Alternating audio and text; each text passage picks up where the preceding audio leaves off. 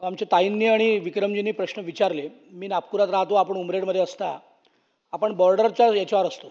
छत्तीसगड आणि MP तनं मोठ्या प्रमाणात गुटखा नागपूर जिल्ह्यात येतो, अमरावती जिल्ह्यात पण जातो. वारंवार पोलीस कारवाई करतात, तिथनं लोक पकडून आणतात, पण FDA मदत करत नाही अशी नागपूर पोलिसांची तक्रार आहे. नागपुरात मला असं वाटतं या देशातले का महाराष्ट्रातले सगळ्यात जास्त पाणठेले नागपुरात असतील. तो जो काही खर्रा जो विषय आहे ना, आज नागपूर दुर्दैवानी, विदर्भ दुर्दैवानी कॅन्सरची राजधानी होत चालली आहे. त्यामुळे माजी मंत्रिमंडळांना मला एक प्रश्न असा आहे की इतर राज्यातनं येणाऱ्या गुटख्यांवर FDA काही कारवाई करते का, त्यात पोलिसांची मदत आपल्याला मिळते का. नंबर 2, या संबंधित जिथून आपण सेंटेड तंबाखू 120, 160, 360 काय जो मिळतो, बिडीपत्ती काय काय असतं, त्याच्यावर ज्या पाणठेल्यावर हे पकडलं जाणार आहे त्या पाणठेल्यावर तात्काळ कारवाई होते का, कुठल्या कलमानुसार कारवाई होते, त्याला काय शिक्षा आहे. नंबर 2, पोलीस विभागाच्या म्हणजे आपण मान्य मुख्यमंत्रीच गृहमंत्री आहेत, तर नागपूर त्यांचा जिल्हा आहे, तर पोलीस विभागाची अधिक मदत घेऊन आपण याच्यावर अधिक कडक कारवाई करून जर जाब बसवू शकलो, 100 लोक आपण जेलमध्ये ठेवू शकलो, तर उरलेल्या 1000 लोकांना धाक बसेल. त्यामुळे अशी कडक कारवाई करता येते का. नंबर 3. नंबर 4, आत्ताच माननीय मंत्री महोदयांनी सांगितलं की विभागशः आपण या लॅब करणार आहोत, पण लॅबमध्ये सॅम्पल ठेवायला जागा नसेल आणि ती टेस्ट करायला जागा नसेल, तर हे दुर्दैव आहे. फार साधे सज्जन मंत्री आहात, मी आपल्याला उपाध्यक्षापासून बघतो आहेत, फार काटेकोरपणे आपण काम करण्याचा प्रयत्न करता आहात, पण आपला अधिक वचक जर याच्यावर बसला तर या दृष्टीने काही आपण खाजगी संस्थांना आणून या लॅब अधिक वाढवू शकतो का, म्हणजे आपल्या आस्थापनेवर याचा भार पडणार नाही. आणि त्यात जसं आपण रक्त तपासण्याकरता अनेक प्रयोगशाळांना आपण परवानगी दिल्या आहेत, नियमानुसार जे काही नियम असतील त्याप्रमाणे याच्यात आपण खाजगी गुंतवणूक आणून अशा प्रयोगशाळा करू शकतो का, जेणेकरून या महाराष्ट्रात खरंच गुटखा बंदी आहे, खरंच पान मसाला बंदी आहे. कारण ती वाटत नाही, दुर्दैवाने म्हणावं लागतं. कारण कुठल्याही पानठेल्यावर, कुठल्याही दुकानांवर, कुठल्याही मोठ्या पान शॉपवर जा आपल्याला सगळं मिळतं. त्यामुळे हे जर थांबवायचं असेल तर आपण याच्यात खाजगी गुंतवणूकांना आणून याच्या लॅब मोठ्या प्रमाणात तयार करणार आहोत का, आणि FDA अधिक पोलीस अशी मिळून जर अधिक कडक कारवाई आणि डायरेक्ट जेल, त्याची जमानतच नाही होऊ शकणार 2-3 महिनाभर, 2 महिने, असं काही कडक शासन आपण करणार आहोत का, अशी माझी अध्यक्षांच्या माध्यमातून आपल्याला विनंती आहे की आपण या प्रश्नांची उत्तर द्या.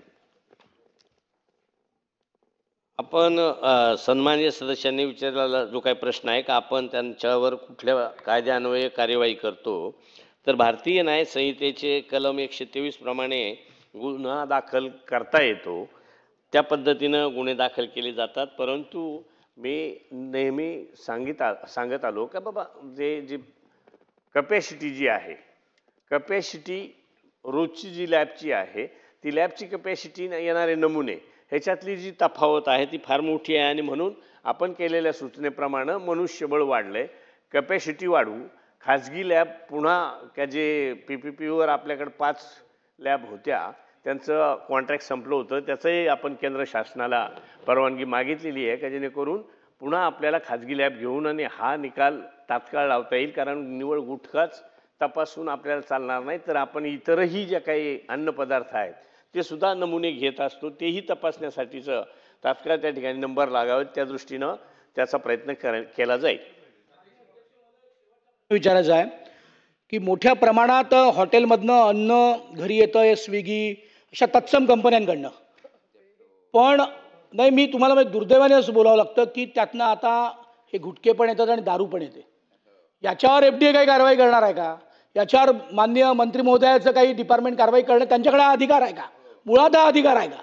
मी त्यांना विचारतोय की कारवाई करणार आहे का, पण मुळात अशा स्विगी वगैरे सारख्या कंपन्यांवर कारवाई करण्याचा मुळात अधिकार आहे का, आणि तो अधिकार असेल तर ते वापरणार आहेत का.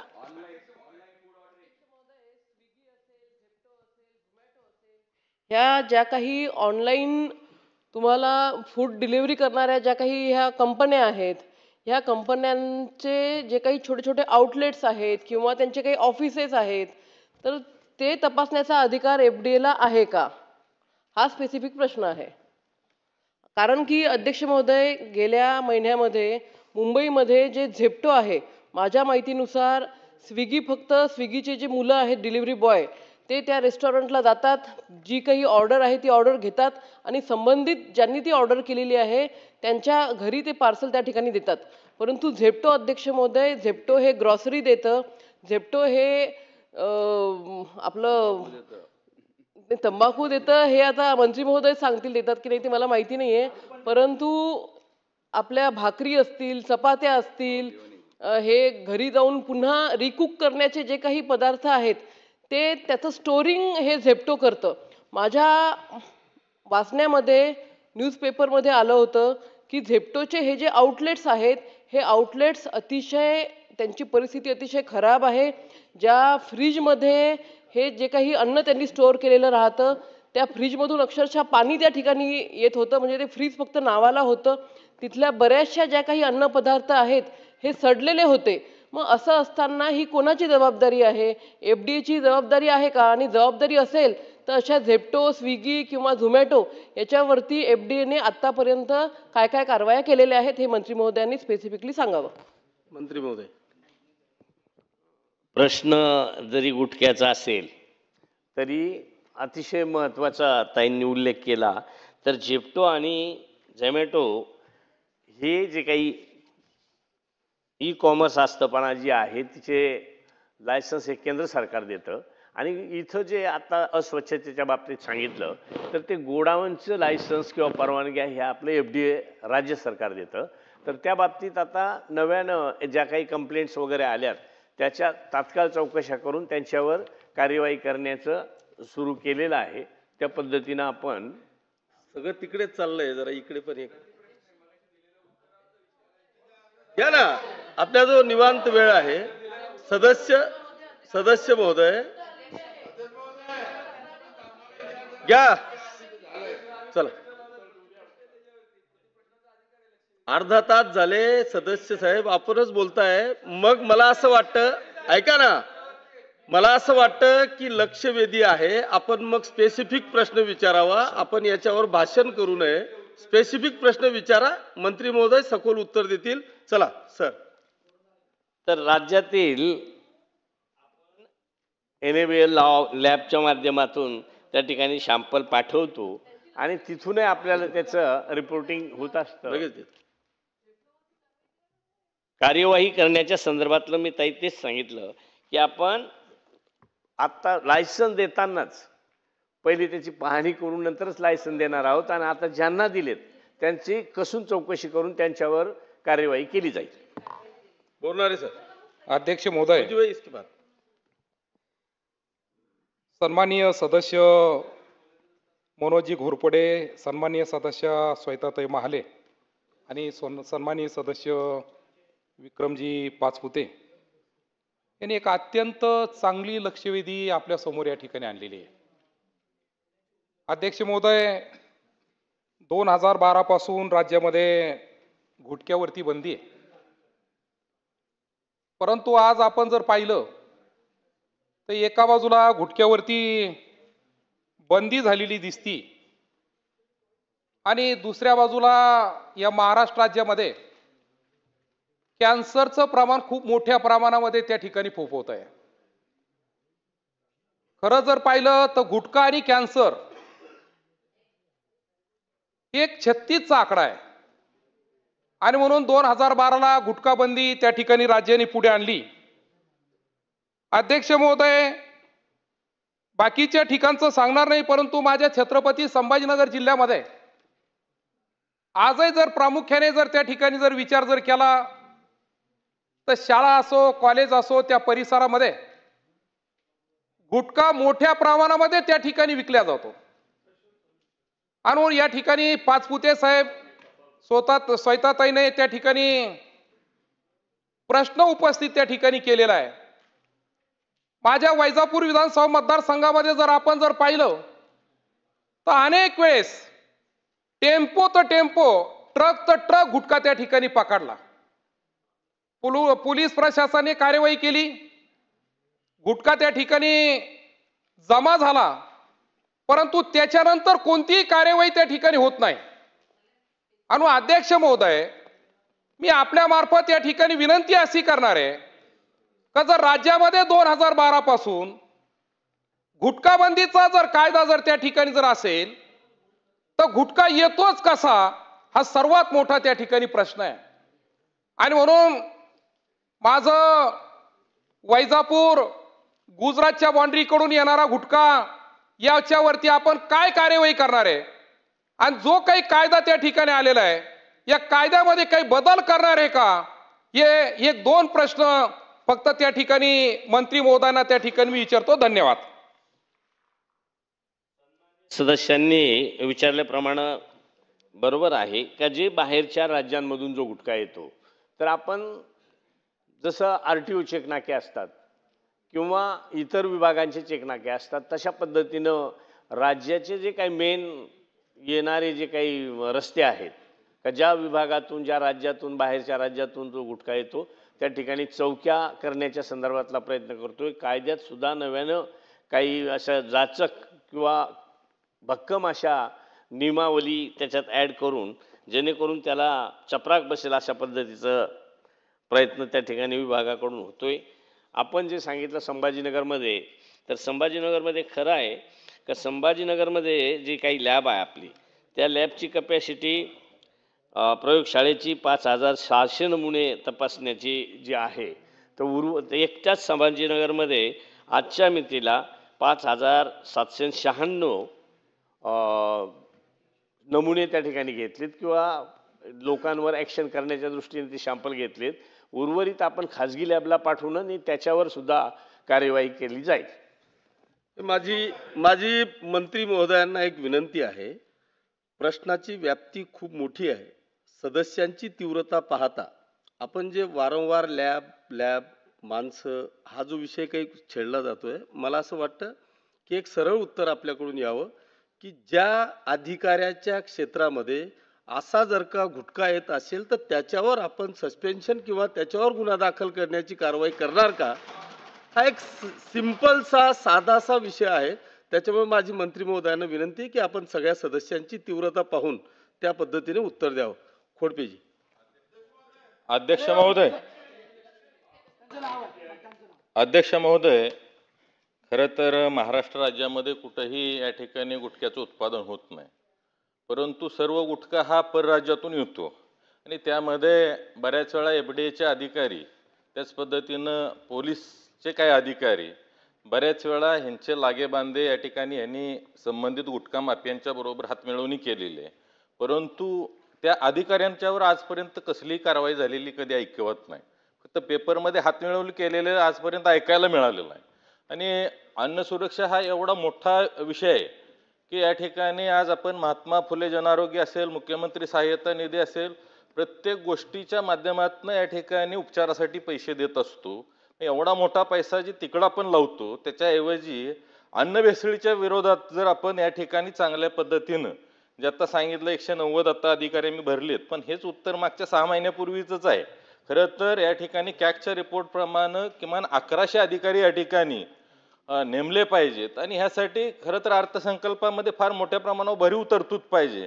आरोग्याची तरतूद कमी करायची असेल तर आपल्याला या ठिकाणी या FDAची तरतूद वाढवणे हे फार गरजेचं आहे. हा अतिशय म्हणजे गांभीर्याने घेण्यासारखा हा विषय आहे.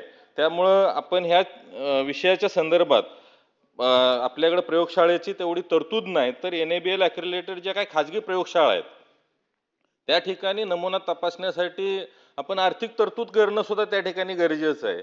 आणि ते जर केलं तर ह्याला फार मोठ्या प्रमाणावर या ठिकाणी गती मिळेल आणि गुटखाची जी काही बंदी आहे त्याच्यावर चांगल्या पद्धतीने आपल्याला चाप लावता येईल. तर त्या संदर्भात थोडंसं NABL ॲक्रेडिटेड लॅबच्या संदर्भात त्यांना निधी कसा देता येईल ह्याचं नियोजन आपण या ठिकाणी चांगल्या पद्धतीनं करावं अशी माझी मंत्री महोदयांना सुद्धा विनंती आहे. आणि FDAची जास्तीत जास्त या ठिकाणी स्टाफ कसा मोठ्या प्रमाणावर वाढवता येईल ह्याचं नियोजन होणं फार गरजेचं आहे. सन्माननीय सदस्यांना त्यांना 6 महिन्यापासून आपण जे काय म्हणतो ते खरं आहे का, 23 सालापासून MPSC कडून भरती प्रक्रिया चालू होती, परंतु आता 7 जूनलाच त्यांना नियुक्ती आदेश दिलेत. आता त्यांना प्रशिक्षणासाठी काढलंय, म्हणजे तो प्रश्न आता मिटणार आहे, परंतु संख्या वाढ लागणार आहे.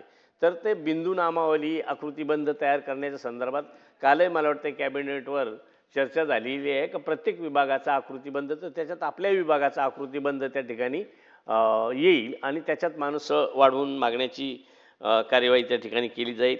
या ठिकाणी सांगितलं गेलं की आपण कायदा कडक केला पाहिजे. कायद्यात ऑलरेडी तशी तरतूद आहे का गुटखा किंवा असं अनधिकृत फूडमध्ये कुठली मिक्सिंग वगैरे असली तर 10 वर्षासाठी त्याला सजाची करण्याची तरतूद त्याच्यात आहे.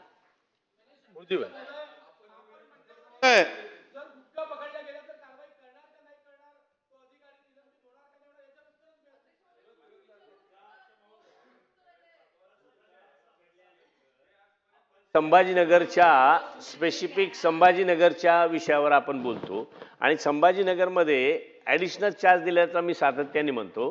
तपासून आणि खरंच त्या अधिकाऱ्यानं ही जी लक्षवेधी आहे ती अगदी खरं आहे. आपण म्हणता ते बरोबर आहे.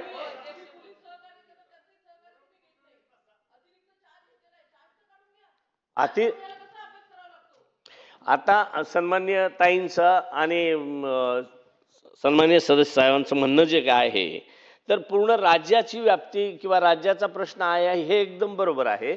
परंतु ही लक्षवेधी स्पेसिफिक संभाजीनगरपुरती आहे म्हणून माझ्याजवळ संभाजीनगरची माहिती आहे. ताईंनी सांगितल्याप्रमाणे संबंधित जो अतिरिक्त चार्ज असेल तो काढून घेण्याच्या बाबतीत कार्यवाही केली जाईल. चला मूर्तिभाई. अध्यक्ष महोदय, मैं मुंबई शहरावर बोलतो. मुंबई शहरामध्ये गुटखा खुलेआम विक्री होते. अध्यक्ष महोदय, लगेच तुमचा. अध्यक्ष महोदय, मुंबई शहरामध्ये खुलेआम गुटखा विक्री आणि ड्रग्स विक्री होते. परवा माझ्या मतदार क्षेत्रात MIDC पोलीस स्टेशनने मोठा जथ्था पकडलेला आहे. 4 लोकांवर FIR केली परवा. अध्यक्ष महोदय, पण याच्यात कडक कायदा करण्याची गरज आहे. ते 2 दिवसात त्याला जामीन होणार, परत तेच लोक परत धंदा करणार. अध्यक्ष महोदय, याच्यावर काहीतरी कडक कारवाई केली पाहिजे. मुंबईच्या सर्व कॉलेजाच्या बाहेर ठेलेवाले बसतात आणि चालू आहे सगळ्या ठिकाणी. परवा FIR 4 लोकांवर झालेली आहेत. लाखो रुपयाचा माल त्यांनी पकडलेला आहे MIDC पोलीस स्टेशनने. याच्यावर काहीतरी कडक कायदा केला पाहिजे. अध्यक्ष महोदय, अशी माझी मागणी आहे. मंत्री महोदय, निश्चित कडक कायदा करण्याच्या संदर्भात अनुभवी तज्ज्ञांकडून मार्गदर्शन घेऊन आणि केंद्राला त्याचे मान्यतेसाठी पाठवला जाईल. ताई. अध्यक्ष महोदय, लगेच तुम्ही. अतिशय महत्वाची लक्षवेधी आहे. ताई नंतर तुम्ही. सन्माननीय मंत्री महोदय उत्तर देत आहेत पण प्रशासनाला आणि अधिकाऱ्यांना थोडंसं पाठीशी घालतायत. अध्यक्ष महोदय, तरुण पिढीला बिघडवण्याचं काम आणि खास करून माझा मंत्री महोदयांना स्पेसिफिक प्रश्न आहे की मुंबईमध्ये शाळांच्या बाजूला जी पान तंबाखूची दुकानं आहेत, ह्या पान आणि तंबाखूच्या दुकानावर सर्रास गुटखा विकला जातो. ह्या गुटख्याबरोबर काही ठिकाणी ड्रग्स पण विकला जातो. तर ह्या शाळांच्या पासून 100 मीटरच्या अंतरावर असलेल्या अनधिकृत पानाच्या दुकानावर आपण कारवाई करणार का? हा माझा पहिला स्पेसिफिक प्रश्न आहे. दुसरा माझा स्पेसिफिक प्रश्न आहे, इतर राज्यामधून ज्या लक्झरी बसेस येत आहेत ह्याच्यातून तस्करी ही गुटख्याची होते आणि हा गुटखा हा राजस्थान असेल, मध्य प्रदेश असेल, ह्या भागातून लक्झरी बसेसमधून आणला जातो. तर आपले FDIचे विजिलन्स असतील ह्यांच्याकडनं ह्याच्यावर आपण धाड घालून कारवाई करणार का? ही जर कारवाई केली तर मुंबईमध्ये गुटखाच्या ह्याच्यावरती निश्चितपणे जो अनधिकृतपणे आमच्या मुंबईमध्ये गुटखा येतो त्याच्यावर कारवाई होईल. ते तुम्ही करणार का? दुसरा प्रश्न आहे. तिसरा प्रश्न आहे की अध्यक्ष महोदय, झेप्टो बाबत माझ्या मतदारसंघात मी स्वतः धाड टाकली आणि तिकडे उंदीर सर्रास सर्व ह्याच्यावर फिरणारे व्हिडिओ माझ्या ह्याच्यात आहेत, मी दाखवते. पण मी आवाज केल्यानंतर मीडियामध्ये गेल्यानंतर त्या ठिकाणच्या झेप्टोच्या ह्याच्यावर कारवाई झाली, त्याबद्दल मी धन्यवाद देते. पण झेप्टो आणि ह्या जिकडे त्यांचे आउटलेट असतील त्या ठिकाणी आपण FDIचं लायसन देताना त्याच्या आपले अधिकारी कुठेतरी 19-20 करून देतात, ते न करता कडक आपले नियमाचं पालन करून तुम्ही देणार का? असे 3 स्पेसिफिक प्रश्न आहेत. ताईंनी अतिशय महत्त्वाचं का शाळेशेजारी ज्या पद्धतीनं चुकीच्या पद्धतीने ड्रग्ज विकले जातात किंवा गुटखा पान मसाला विकला जातो त्याच्यावर तात्काळ अधिकाऱ्यांना त्या ठिकाणी सूचना देण्यात येतील. तसंच झेप्टोच्या संदर्भात ताईंनी सांगितल्याप्रमाणेच 43 तपासण्या आतापर्यंत झालेल्या आहेत. 5 लोकांना त्या ठिकाणी 5 एजन्सींना किंवा त्यांच्या स्टोअरला निलंबित केलेलं आहे आणि न्यायाधिक प्रकरणं असल्यामुळे पुढे त्याच्यावर कार्यवाही सुरू आहे. अध्यक्ष महोदय, आज जी लक्षवेधी लागली आहे ती फार महत्त्वपूर्ण लक्षवेधी आहे. एका विषयाशी लक्षवेधी असली तरी पूर्ण महाराष्ट्राच्या ज्याच्यामध्ये विचार होऊ शकतो आणि म्हणून मनोजजी घोरपडे, श्वेताताई महाल्ले, विक्रमजी सातपुते यांनी ही महत्त्वपूर्ण विषय आज या ठिकाणी घेतला. मंत्री महोदय, आपल्याकडून अपेक्षा हीच आहे, कारण आपण तडफदार मंत्री आम्ही आपलं काम बी पाहिलं आहे, फटाफट निर्णय करणारे, फटाफट आदेश देणारे पैकी आपली एक खाती या ठिकाणी आहे आणि म्हणून या राज्याच्या युवा पिढीशी छेडछाड होऊ नये, आरोग्याची छेडछाड होऊ नये. कारण 2012मध्ये जेव्हा ही गुटख्यावर आपण बंदी लावली आणि त्यावेळेसपासून तर आजपर्यंत अगर पाहिलं तर याची खऱ्या अर्थाने अंमलबजावणीच होत नाही. याची अध्यक्ष महोदय, याची अंमलबजावणीच होत नाही. FDI आणि पोलिसामध्ये इतका भयानक तालमेल राहते. पोलीस कारवाई करते तर ते FDIला मान्य राहत नाही. FDIने एखाद्या ठिकाणी छापा मारला तर ते पोलिसाला मान्य राहत नाही आणि पोलिसांनी अगर एखादा FIR दाखल केला तर ते त्यांना सांगता का तुम्ही चुकीच्या FIR दाखल केला. अशा प्रकारचे प्रकरण आमच्या नागपूर शहर आणि नागपूर जिल्ह्यामध्ये फार मोठ्या प्रमाणात घडलेले आहे आणि म्हणून हा गुटखा येते कुठून? आमच्या नागपूर शहर आणि नागपूर जिल्ह्यामध्ये आपला गुटखा हा मध्य प्रदेशमधून येते, छत्तीसगडमधून येते, आंध्रामधून येते, तेलंगणामधून येते आणि मग आम्ही याची TV मध्ये रोज जाहिरात जेव्हा पाहतो तर गुटखा खाओ और तंदुरुस्त बनो हे करोडो रुपयाची जाहिरात हिरोच्या माध्यमातून येते. परंतु आपल्या हे जाहिरात महाराष्ट्रामध्ये दाखवण्यात येते, त्याच्यावर आजपर्यंत आपण कुठं बंदी लावली नाही आणि त्यामुळे युवा पिढीच्या आरोग्याशी आपण छेडछाड करत आहोत का?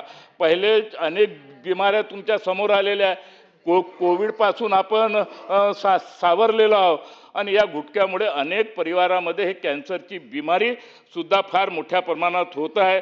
अध्यक्ष महोदय, हुक्का पार्लर, आता हा हुक्का पार्लर हा नवीन विषय इतक्या मोठ्या प्रमाणात आमच्या श्वेताताई आमच्या नागपूर शहरामध्ये आहे.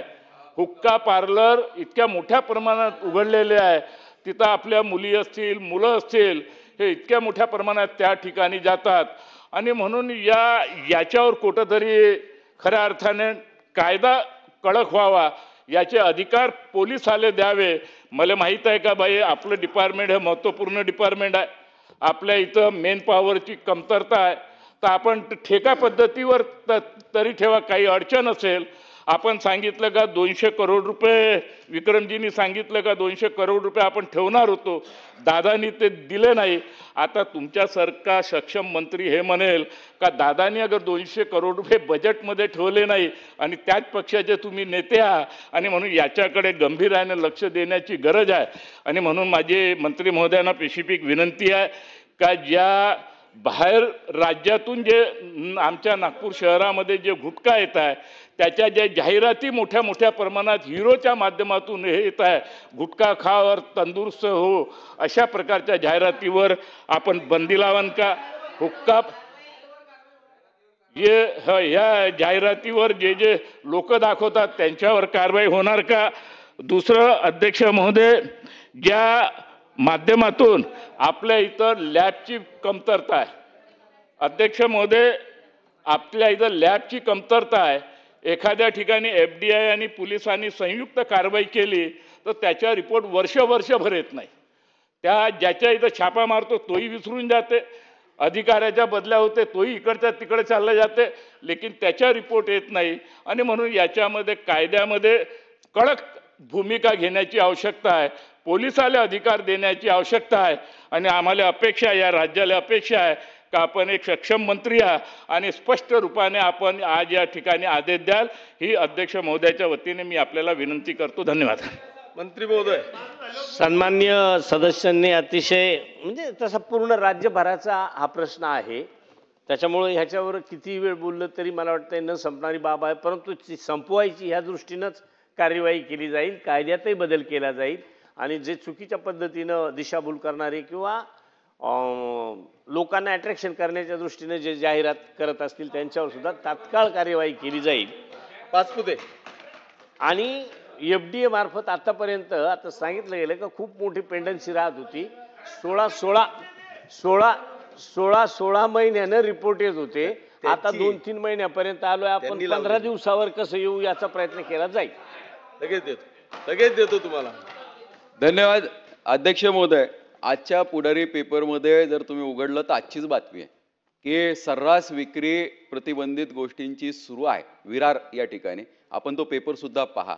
त्याचबरोबर माझं मंत्री महोदयांना एक स्पेसिफिक प्रश्न असा आहे की आपण जे उत्तर दिलेलं आहे त्या उत्तरामध्ये असं सांगितलं गेल्या 1 वर्ष म्हणजे साधारण 20 जुलै 2024 पासून 1 वर्षासाठी राज्यात गुटखा सगळे म्हणजे जे पदार्थ आहेत यांना 1 वर्षासाठी बंदी दिलेली आहे. ही बंदी आपण एक्सटेंड करणार आहात का? त्यात पान सुपारी पण येतं आणि आजच्या आज आपल्या डिपार्टमेंटला ज्या ठिकाणी असेल त्या ठिकाणी कारवाई करायला सांगा. जो अधिकारी काम करत नाही त्या अधिकाऱ्यावर कारवाई करणार आहात का? तो आपण उत्तर दिलंय, पण त्याची ऍक्शन प्रोसेस करा. आणि सगळ्यात महत्त्वाचं, आपण शासनाकडे मागणी केली आहे का? आणि मगाशी आपण सांगितलं 190 पदाचं, तर कॅगचा रिपोर्ट असं सांगतो की 1000 आस्थापनेच्या मागे 1 अधिकारी असणं अपेक्षित आहे आणि आपल्याकडे रजिस्टर्ड आस्थापना हे 11 लाख आहे.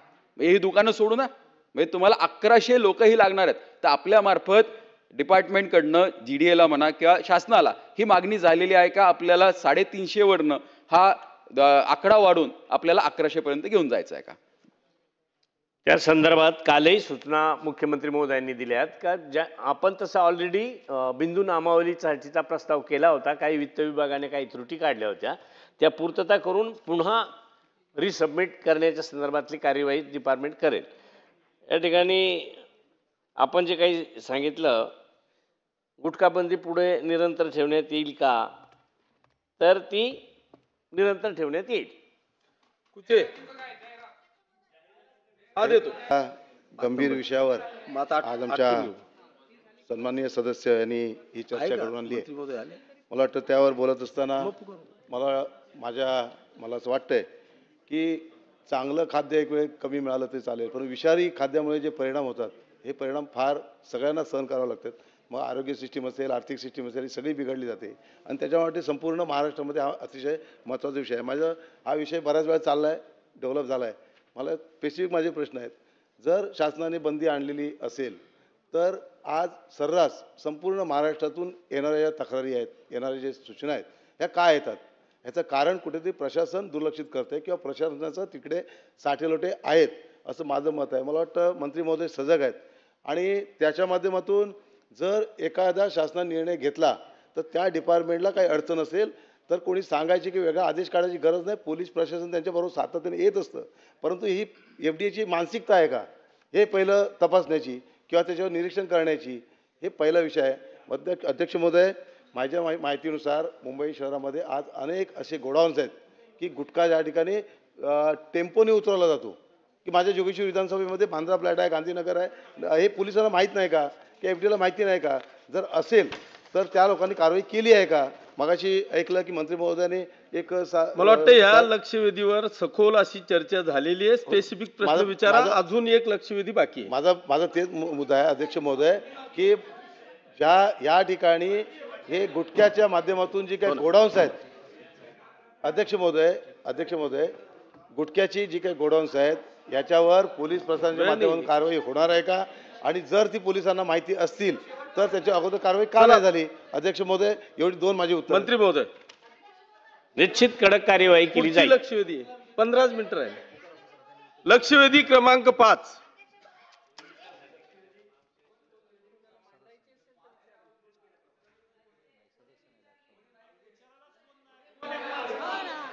अध्यक्ष महोदय, नाही, आता आता मागे जाता येणार नाही. सभागृहाची बैठक आता स्थगित होत आहे. सभागृहाची नियमित बैठक सकाळी 11 वाजता भरेल.